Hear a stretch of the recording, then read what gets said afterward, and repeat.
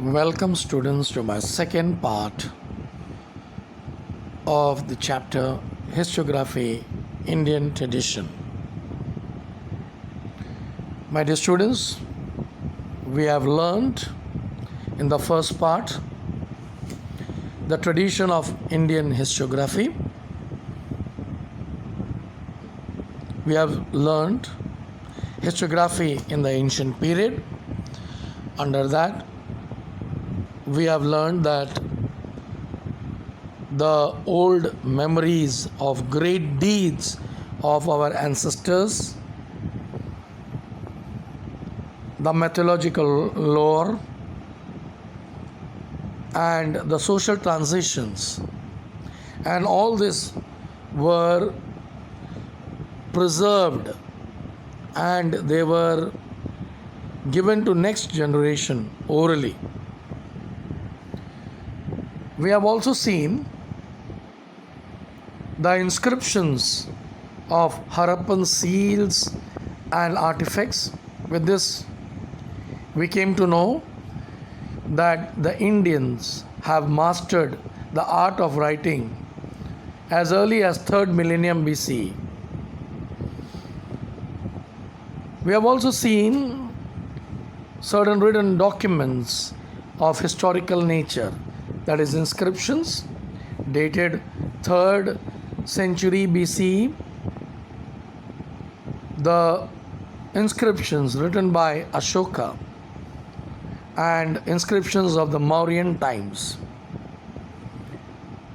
We have also seen the coins and certain inscriptions on metals.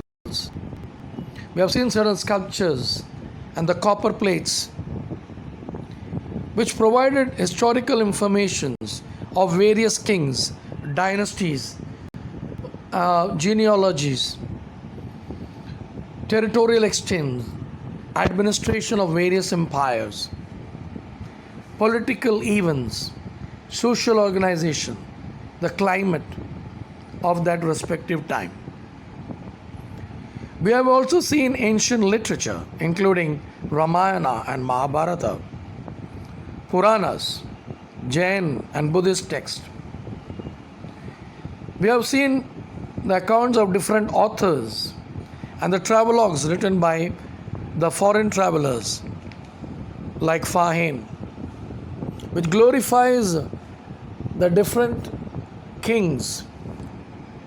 We have also seen the autobiographies or biographies of the kings like Harshacharitra, which was written in 7th century by Banabhatta, which portrays the realistic picture of social, economic, political and religious and cultural life during the time of King Harsha. We have also seen historiography in the medieval period. My dear students, the best example is Raj Tarangani, written by Khalna, the history of Kashmir.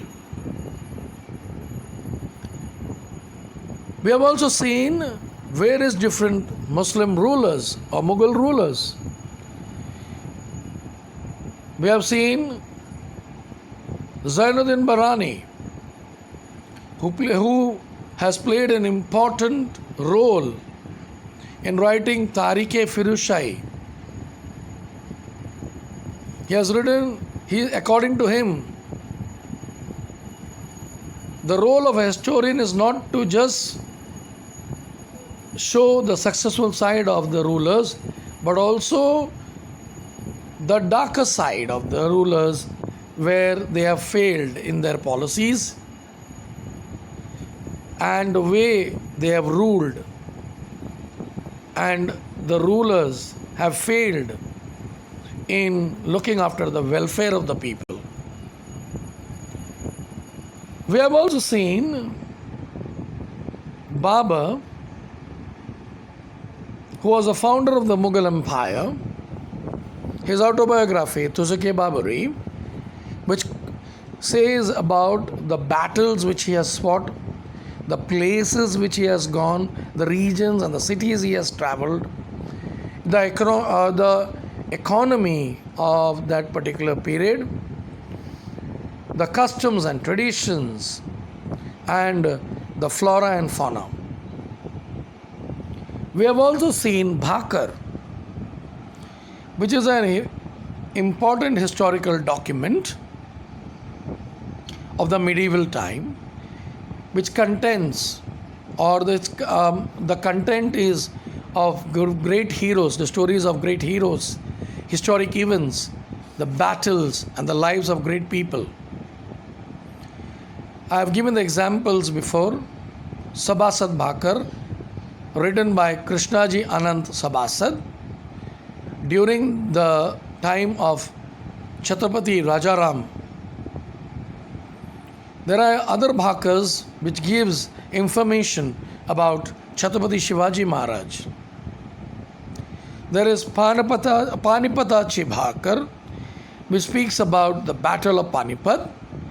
Bhausavachi Bhakar, which again describes about Panipat, the Battle of Panipat. Then we have seen the different types of Bhakar, which speaks about biographies of the kings, biographies of dynastic history,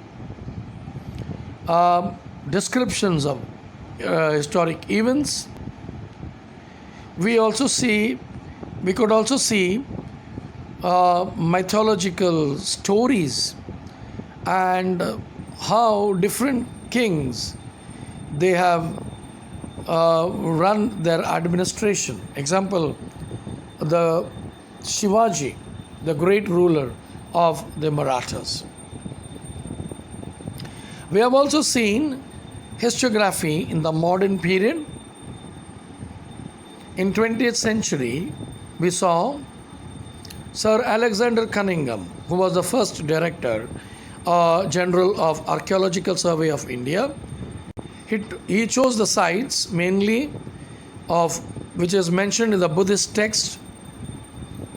We also saw Sir John Marshall, who excavated or who has thrown light on the Harappan civilization. We also saw Sir James Mill, who published the history of British India in the year 1817. We also saw the writings of Mount Stuart Elphiston, his book, The History of India. We also saw Grant Duff, who wrote about the history of Marathas. We also saw Colonel Todd, writings about Rajasthan's history. Now, my dear students, we will now reflect on Indian historiography based on various ideological framework. Under that, first we will see colonial historiography. Now, when I speak of colonial historiography, it is believed that the early scholars who studied and wrote Indian history were mainly British officers and Christian missionaries. As we all know, whenever the Britishers, wherever they go, they carry along with them the Christian missionaries. And it is believed that these Christian missionaries, they were the first to write the colonial historiography. And my dear students, when they wrote this colonial historiography, they reflected and they ridiculed on Indian culture. They believed that our culture was backward. Their writing justifies the colonial British rule.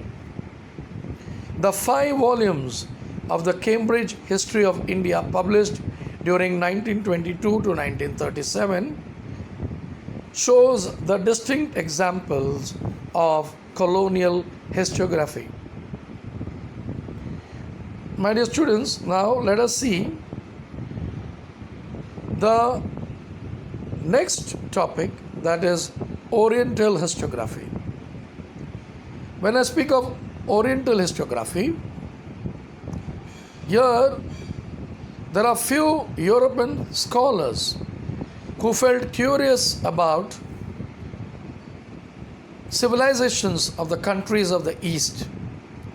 Some of those scholars felt admiration and respect for the countries of the East, and these scholars were known as Orientalists.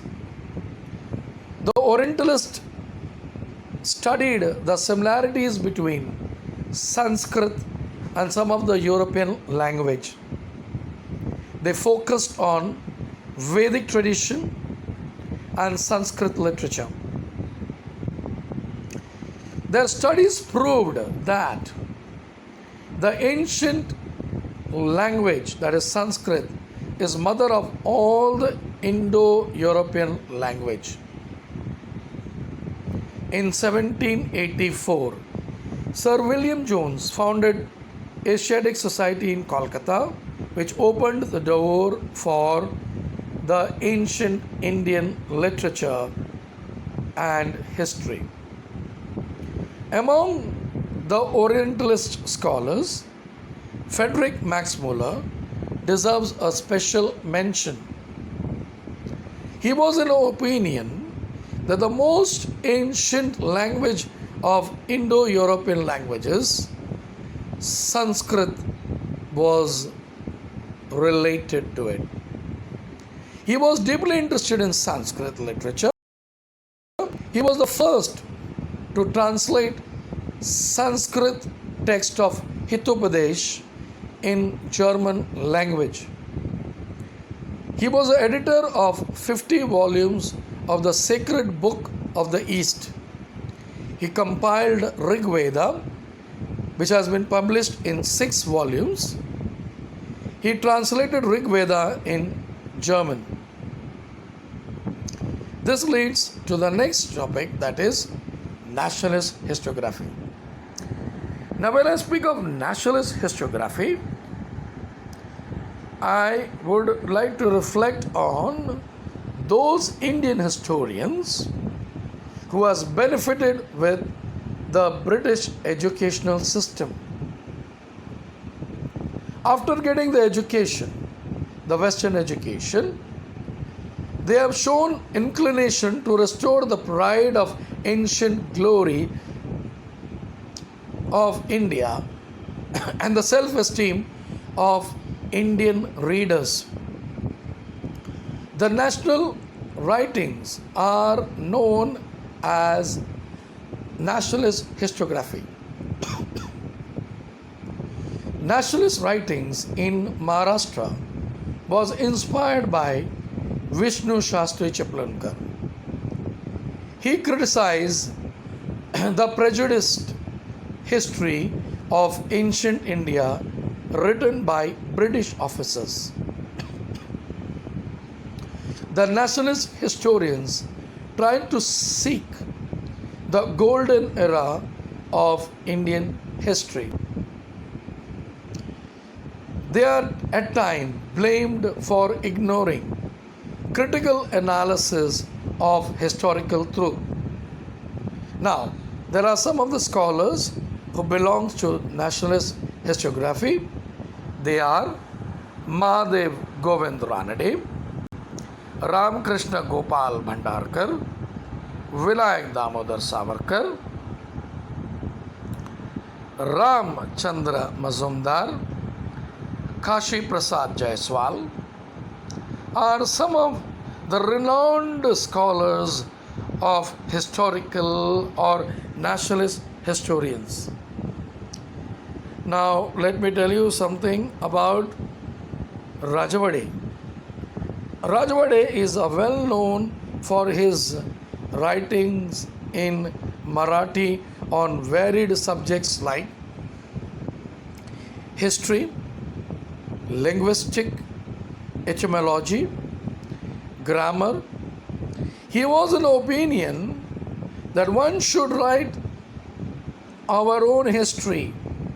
He compiled, edited 22 volumes, Marathache Itihashache Sadhane. He wrote scholarly prefaces on each of the 22 volumes. He stated, history is all-inclusive image of past society. It does not include only stories of political images, conspiracies, and wars for seizing power. He insisted that history should be written only using authentic documentary sources. The nationalist historiography helped in triggering the urge for independent movements. People of India, after reading the nationalist historiography, they were in urge of getting independence. People started protesting against the British rule. Now, one such example I would like to give about V.D. Savarkar, who wrote the book The Indian War of Independence of 1857. Now, my dear students, the nationalist historiography provide momentum to the writing of regional histories too. As a result, the attention of the historians were drawn to geographic conditions and the history of South Indian region. Yeah, my dear students, this is all in the second part of historiography, the Indian tradition. I'll come out with the third part later on. Thank you. Thank you for your patient hearing.